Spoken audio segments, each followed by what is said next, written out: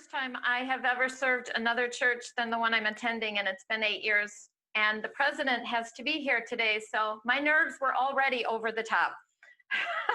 They just got worse. So, anyway, here we go. We all woke a few months ago to find that life as we knew it had changed.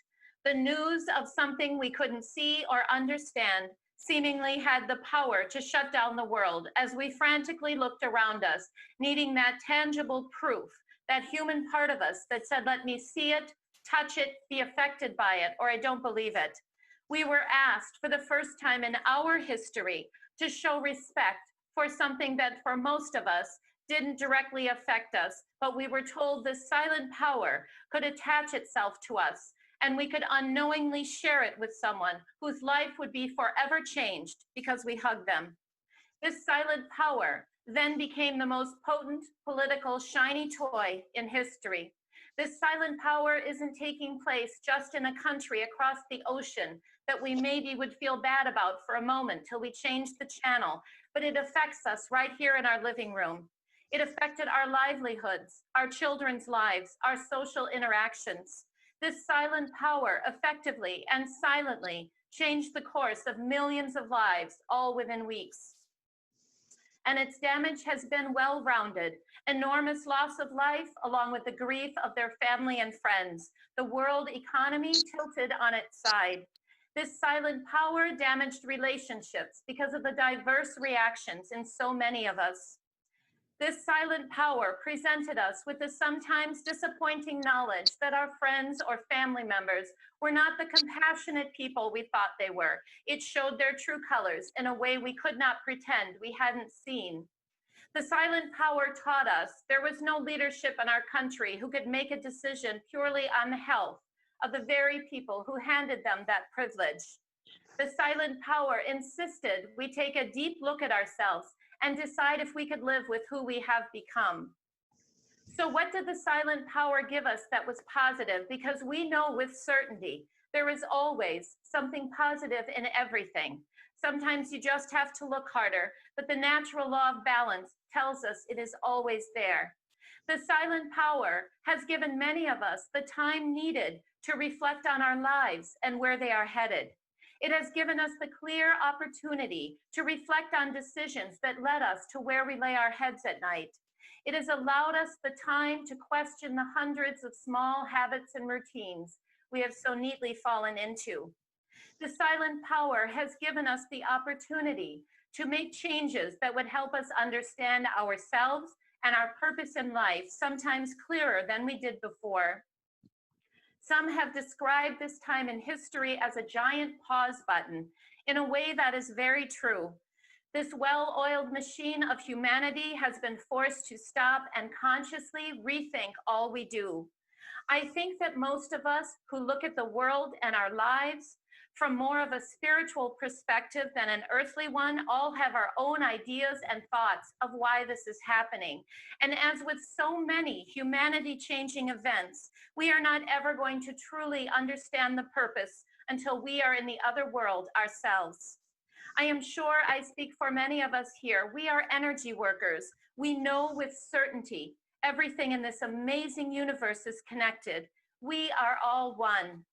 What affects one person on one side of the world will change the energy of that person, and that energy will change of the people around them, and so on and so forth. And that effect will continue throughout the universe. We are, each of us, responsible for the other. When we work with the energy of everything around us, seen and unseen, the way we are taught through spiritualism, we think differently. We are very aware that whoever shows up on a certain day is supposed to be there. It is never random, although it very much appears to be. We learn to look at the group of people we are with on a given time and day and know this particular group with this particular people on this particular day will never happen exactly like this again. And if that is how we think, we will look at that group and we will think, why? Why today? Why this interaction? And we don't usually get an answer, but we accept there is always a reason. We have all lay in bed at night waiting to fall asleep and replayed conversations we had in the day. And how many times do we replay a comment or reaction from someone which meant nothing at the time, but laying awake hours later, we replay that and it makes us think about it, or we put it in different context, more in a way that relates to us. Why, out of everything we experienced that day, are we dwelling on that particular sentence or reaction? And maybe that is all that is supposed to happen. Maybe we were put in a room with that person or that group so they could say that comment, so we could sit and think about it. And by thinking about it, we may make a change. Or if we don't change it, we look at it differently. We see it through a different perspective. The more we allow ourselves to become enlightened, the more we allow ourselves to accept what we see with our physical eyes and think with our human minds is not everything. It starts us on a journey that will turn us inward, that will have us looking at ourselves and everything around us differently. As we unfold our spiritual side, we question things that before we took for granted were finite and true, because, well, we grew up being told they were finite and true, and we didn't question them. But something happens, as is happening in the world right now, and we question what we always thought to be true. And we remind ourselves that what we physically experience is only a speck of what is going on around us all the time. And from accepting that everything is connected through energy that we are all a part of, we learn to take that step back from impulsively judging or accepting anything without question. And again, as many of us can attest to, that can make life harder and easier all at the same time. When we are looking for the positive in our world during this crisis, we cannot help but notice the healing of the earth we live on, the positive effect all of this has had on the firm foundation we chose thousands of years ago to use as our platform for growth. The nurturing home we have lived on with the expectation it would support us forever without us giving back. And instead of saying thank you, we have consciously kept going and abused it and expected it to keep saying thank you. Under the control of this silent power known as the virus, we have watched, many of us without noticing, we have watched it heal. We have watched the silent power impact humanity in a way that has changed the course of history, but it has done only good for this earth.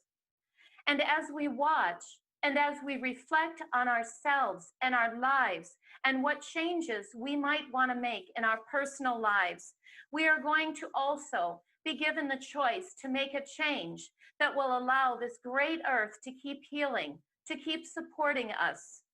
We are being given the choice to give back to something that is sustaining us right now and to keep giving it the ability to do that.